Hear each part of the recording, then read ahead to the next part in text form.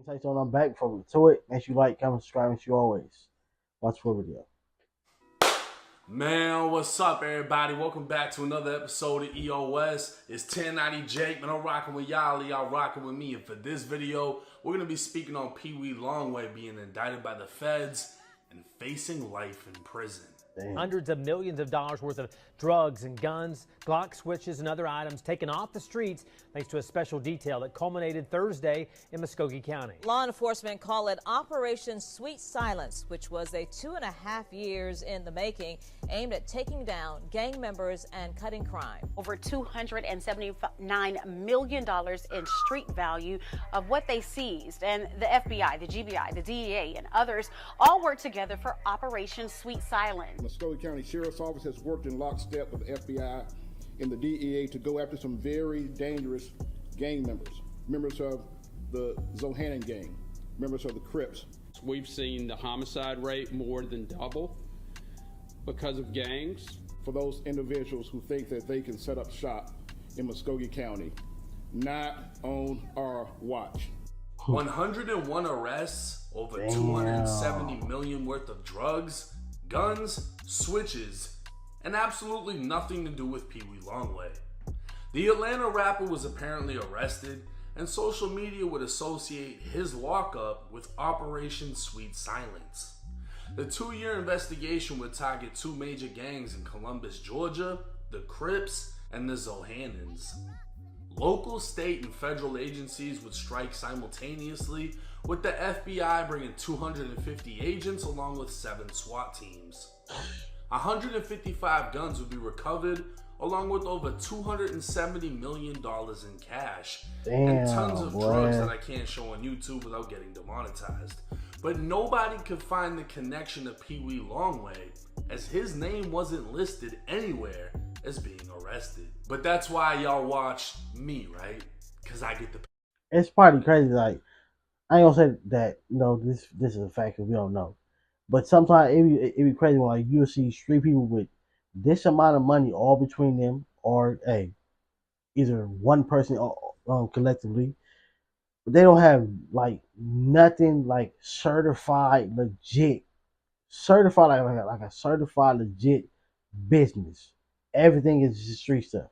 Like, bro, like, come on, bro. Like, that'd be black people down for it, bro. Like, cause they're like they be having all this money and y'all don't go do nothing positive. Like the crew, I'm gonna say the crew because this is YouTube, don't always have to be in a negative light. Why like we never hear of this a crew a crew was this amount away for X amount of years, and then one day they went certified legit businessmen. Like, you never hear that. I mean, no matter of fact, I have heard that before. I've heard it. Don't know if it's a fact or nothing, but I heard some of the mafia people did. Some of the mafia people that didn't get caught up in all them Ricos, they turned legit businessmen, and they still striving. And they still cutthroat or something.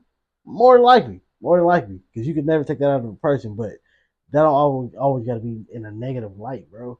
Paperwork for y'all. According to an indictment out of Atlanta, Peewee Longway, whose real name is Quincy Williams, was charged with conspiracy to distribute a controlled substance, selling, distributing, or dispensing a controlled substance, and money laundering. Peewee would be indicted with 7 co-defendants, the majority being Mexican, which plays an important role in this indictment. Since May of 2023, the Atlanta DEA has been investigating a man named Francisco Cortez, who's also known as Paco Primo. Allegedly, Cortez was trafficking drugs and laundering money throughout North Georgia, and agents identified several cell phone numbers associated to him. His second in command would be identified as Luis Miguel Montoya Villagomez, aka Palone.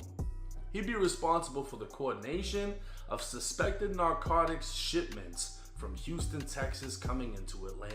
The drugs would be sold throughout PA, and the money would make its way back to Cortez.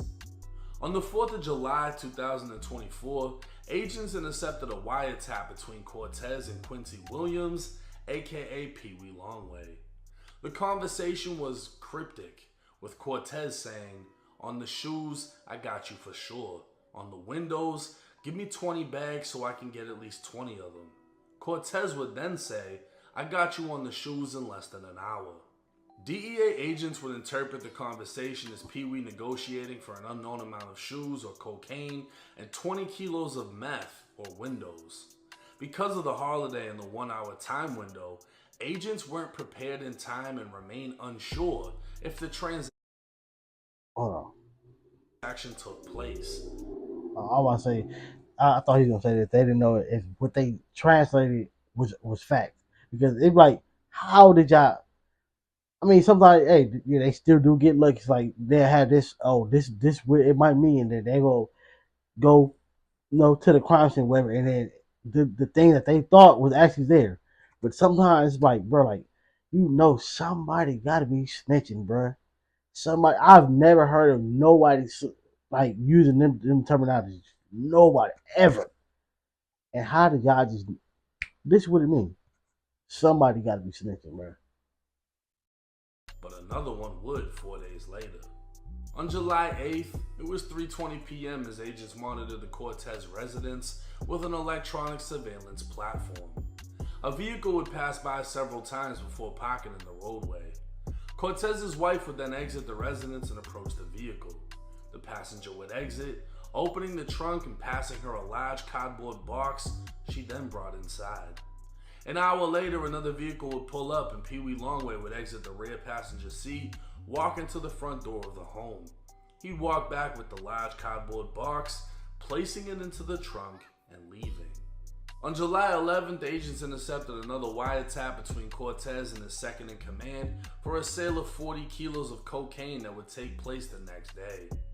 A van would be seen unloading and loading at Cortez's home, and agents would trace it to another home they'd hit with a search warrant. Agents wouldn't find any drugs, but would recover $500,000 in cash bundled in shoeboxes. Throughout the criminal complaint, the focus would remain on Cortez, and it would appear he was the plug. But at this point, no agent could prove Peewee Longway did anything aside from pick up a box that could have had anything inside of it. In fact, that's all they had on him. He could have literally picked up shoes in a box. But regardless, he'd be charged with conspiring to distribute at least 500 grams of meth and 5 kilos of cocaine, all because of a wiretap conversation with no proof that the deal even went down.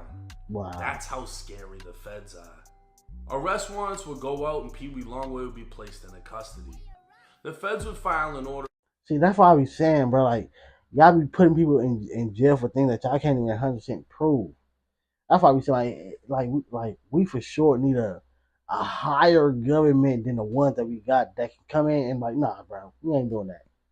Nah, because it's like instantly, like, cause it's like you gotta go through courts and this person gotta see, you gotta write a letter to this person, write a letter to this person for them to figure out if they want to do something. Like, no, like, for a fact that was wrong. Like, if you can't prove it, you cannot put this person in jail for something that you cannot prove. We think he did this. Can you prove it? You have proof. You have a video. You have somebody saying it. No. Let it go. Of detention pending trial, meaning they didn't want Peewee released on bond. Reason being, he has a lengthy criminal record with several prior convictions for drug offenses and violations of parole or probation. During his arrest, his home and recording studio were both searched. Within the studio, agents recovered 7 firearms and 3,000 M30 or Perk 30 pills believed to be cut with fentanyl. Within his home, they'd find 3 more guns, 2 of which were stolen, along with marijuana and a small amount of other narcotics. Peewee has yet to be charged with the firearms and 3,000 pills, but for the charges he does face, Peewee is looking at up to a life sentence in federal prison just for conspiring to buy large amounts of cocaine and meth. It's likely the feds will use the 3,000 pills and guns as a last resort to bury the rapper in prison. Now, all of that $270 million worth of drugs and the gang takedowns, and Peewee's not in none of that paperwork. That doesn't have shit to do with him. It just so happens everything kind of happened at the same time. Allegedly, the word is they're cracking down on the cartels, bringing drugs into Atlanta. And all of his co-defendants in this case are Mexican. But I'm not saying nothing about no cartels, because they don't motherfucking play. So, we just gonna keep it moving. Anyways, as far as Peewee Longway goes, the feds are so fucking scary that if you just say something over the phone about buying something and they think it's something else, they can come raid your studio, raid your house, Conspiracy, charge you man. with a conspiracy of buying an insane amount of meth and cocaine, even though it never happened. The only proof that they have is you walked up to a door, a lady gave you a box, a cardboard box, and you put it in your trunk. That's it. That's the only evidence they have. That and a wiretap conversation. My thing is, if they got the wiretap and you saying this, they think this is finna, they think this deal or whatever is finna go down. They see you get a box. Why didn't y'all do something? Go get him. Again, understand they trying to build a whole big massive case and make sure you're 100% wiped away. Understand it.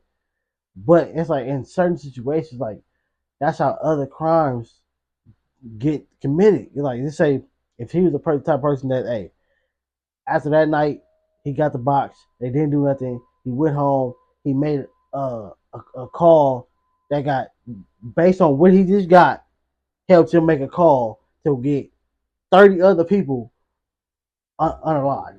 Y'all know what I mean? And it's like, come on, bro, y'all could have stopped him right there. But y'all did nothing. Y'all just watched him. Do something.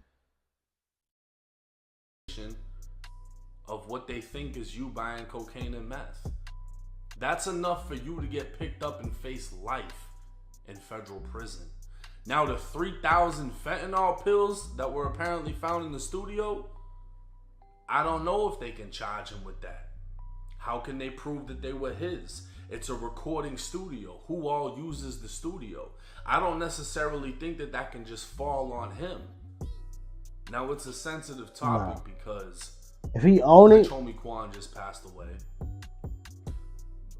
Big Scar passed away. The female that was signed to Gucci passed away. All of these were overdose deaths, most likely relating to fake pills, cut pills. It's tough to be a supporter of my stuff. My thing about that type of stuff, that's people that's doing that. It's like, bro, I thought the whole process or purpose was to get the money, to have that person who spent X amount of dollars, especially a rapper, come back. I want you to come, like, you spent that amount, you spent whatever, $5,000 with me. I need you to come back and do that again. Every person probably not doing that. So why would you give somebody something that can possibly take their life, and then that money that they gave you, you won't get again? Like, that's dumb. You ruining your money. To me, that is so dumb. So dumb. The trap era of music, right?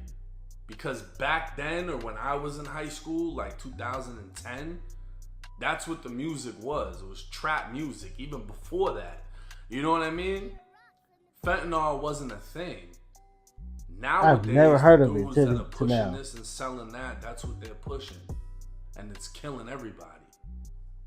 Those 3,000 pills, if they can somehow connect it to him, that's another charge that I guarantee he does not want. Now, they also found guns in there, 7 guns, whatever. But they did find 3 guns inside of his house, 2 of which were stolen. I'd be surprised if they don't try to use these things against him, unless they can just secure a conviction in the original charges, make him plea out with the threat that, hey, if you don't plea to this shit, we're gonna slap all this on top of that and make sure you don't go home.